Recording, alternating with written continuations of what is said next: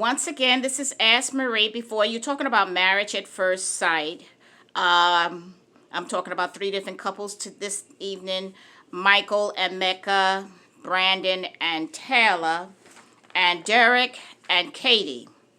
Now, Micheal, it seems as though he's gotten himself into a little bit of trouble prior to this day by verbalizing his thoughts. The thought of telling her what he expected of her in that bedroom, without her even really getting to know him, which changed her expectations of him.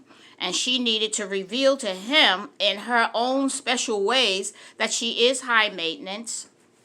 And she does also have expectations of him. Now, Micheal has selected a career as coordinator, instructor in special education, because in that career, he gets to make decisions for other people who can't really direct themselves. And he brought that attitude into his marriage of directing his wife. Well, she pretty much set him straight as to what she has standards for. Now, they have at this point agreed to build a friendship. And in doing so, they said that they would not meet with the other four couples as they had been every morning and given an update on their marriage as such. So they spent the day together and they learned a lot about each other, and she started to feeling comfortable around him. But at this point, she still doesn't trust him. She sees him as a maneuverer. He is trying to manipulate her so he could probably get what he has expectations of. Well, he has asked to come back to the suite with her. She agreed. When she came in, she told him that he would have to sleep in his robe. She slept in hers. When they got into bed, she put a pillow between the two of him. Well, he was a little bit shocked at that, but he went through it. They stayed together that night. Now, he had initially taken off his wedding ring, and because he took his off, she took hers off. But he stated that his reason for taking it off is because he didn't feel that he was meeting the standards set as a husband to a wife. Well, if that's the case, it's very simple. Change your ways and meet those standards. Find out what she wants and then meet those standards. The marriage has seemed to have taken a new direction. In time, we will see what that direction is. Now, Derek and Katie, they are still on cloud 9. They are happy as they can be. At this point, they're happy.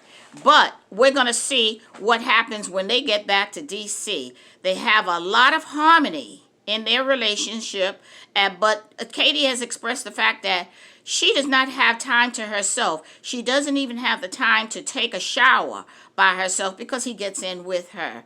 Well, it is what it is, you know. Now, then there's Brandon and Taylor.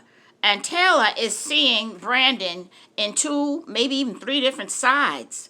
She's seeing him on camera as lovey-dovey, saying the things that he needs to say, doing the things that he seems to be doing. And he's always, I think he does have a good side to him. He does have these anxiety attacks. And this information was brought up front before he even said I do, that he does have these anxiety attacks, and it puts him in a mood where he needs to be by himself. Towards the end of the series, the episode, she expressed that she did not want to be married to a man such as Brandon, because she never knew when these mood swings were going to come and what he was going to do. He did not even cooperate with the camera crew, and they insisted on being with him. I personally think they should have given him his space. He asked for 10 minutes to go downstairs and drink some water, and they said no. Now, that's a lack of understanding on the part of the camera crew. But if he needs 10 minutes, you could pick up from where you left off later on. But his behavior as such did not sit well with Taylor. Now, she overlooked the fact that he had that anxiety attack when she was taking video in him snoring in the morning. And he ignored her that day. She overlooked that, and she said that bump in the road of her marriage helped her to understand him. But things, as she could see where things could get worse, and said she did not want to be married to a man who had difficulties with his emotions. Now, after the incident, the bump in the marriage, Brandon had a look in his eyes that he was worried or concerned that Brandon was going to find out just who he really is, and could she deal with it. I think he really he cares for her a lot. He's always given her gifts, and in fact, he said he had some special gifts for her when they got back to D.C. That's nice and all, but she's wondering if she has what it takes to deal with this man like that. Now, that doesn't sound like a woman that has fallen in love. It doesn't state whether or not they have made love or anything at this point. They did take the bubble bath together, and that was one step closer. But she's got her guard up.